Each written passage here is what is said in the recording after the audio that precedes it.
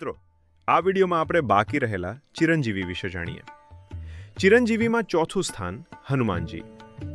હિન્દુ ધાર્મિક પરંપરામાં શક્તિ, ભક્તિ અને નિષ્કામ સેવાના પ્રતીક છે. તેમના વિશે સૌથી અનોખી વાત એ છે કે તેઓ ચિરંજીવી એટલે કે યુગો સુધી જીવંત રહેનારા અમર પરાક્રમી. હનુમાનજી બાળપણથી જ અસીમ શક્તિ અને અદ્ભુત પરાક્રમ ધરાવતા હતા. સૂર્યને ફળ સમજીને ગ્રહણ કરવા દોડ્યા ત્યારે ઇન્દ્ર એ વજ્રથી તેના પર પ્રહાર કર્યો, પરંતુ ઇન્દ્રને એની ભૂલ સમજાઈ. આ ઘટનાથી દેવતા પ્રસન્ન થયા અને એક પછી એક દેવોએ હનુમાનજીને વરદાન આપ્યા. બ્રહ્માજીએ તેમને અવિનાશિતા આપી, અગ્નિદેવે અગ્નિથી રક્ષણ આપ્યું, વરુણદેવે જળથી અડગ બનાવ્યા અને પવનદેવ તેમના પિતાએ તેમને અદ્ભુત ગતિ અને શક્તિનું આશીર્વાદ આપ્યું. પરંતુ હનુમાનજીને ચિરંજીવી બનાવવાનો સર્વોચ્ચ આશીર્વાદ સ્વયં શ્રીરામ તરફથી મળ્યો. રામે કહ્યું કે જ્યાં સુધી દુનિયામાં રામ નામની મહિમા રહેશે ત્યાર સુધી હનુમાનજી જીવંત રહેશે.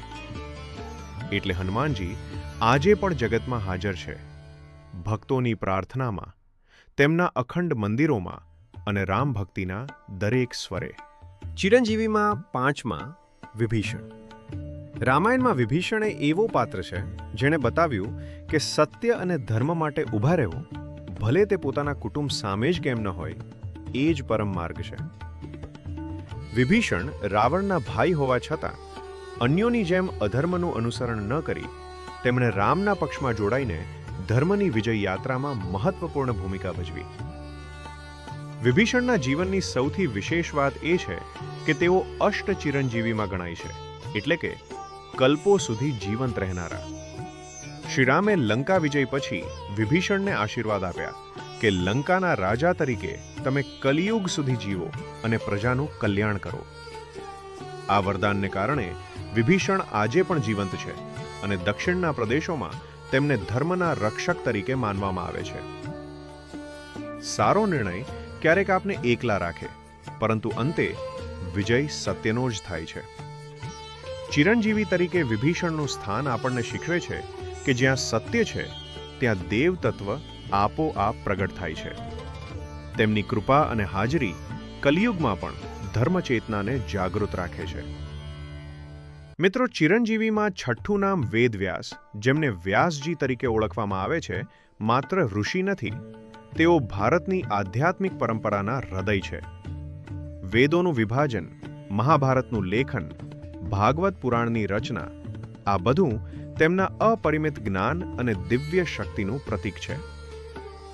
વ્યાસજી એવા વિરલ પુરુષોમાંથી છે જેઓ અષ્ટ ચિરંજીવીમાં સ્થાન પામે છે, અર્થાત તેઓ આજેય જીવંત છે અને યુગોથી યુગ સુધી ધર્મની જ્યોતિ પ્રગટ રાખવાનો દૈવી કાર્ય કરી રહ્યા છે. વ્યાસજીને ચિરંજીવી બનવાનો આશીર્વાદ મુખ્યત્વે ભગવાન વિષ્ણુના અંશરૂપ હોવાને કારણે મળ્યો છે. તેઓ સ્વયં શ્રીહરિના અંશ અવતાર છે, તેથી દિવ્ય આયુષ્ય, અમર જ્ઞાન અને કલ્પો સુધી ધર્મ રક્ષણ કરવાનો વરદાન તેમને જન્મજાત મળ્યો.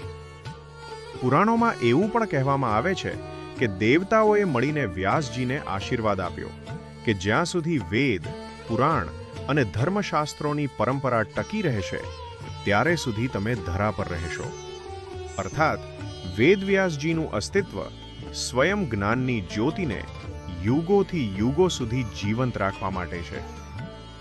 સત્યની પરંપરા હંમેશા કોઈને કોઈ રૂપે માર્ગદર્શન આપવા ઊભી રહે છે.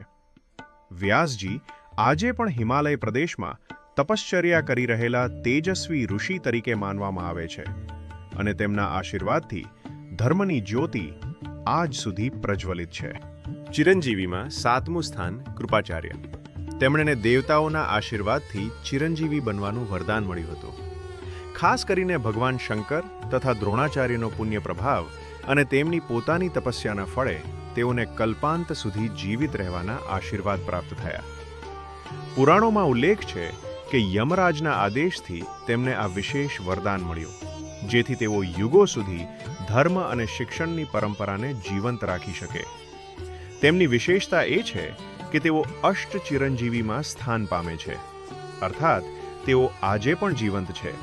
માન્યતા છે કે કૃપાચાર્ય કલિયુગમાં પણ તપશ્ચર્યા અને શિક્ષણના કાર્યમાં પ્રવૃત્ત છે અને આગામી અવતારોના યુગોમાં પણ તેમની ભૂમિકા રહેશે.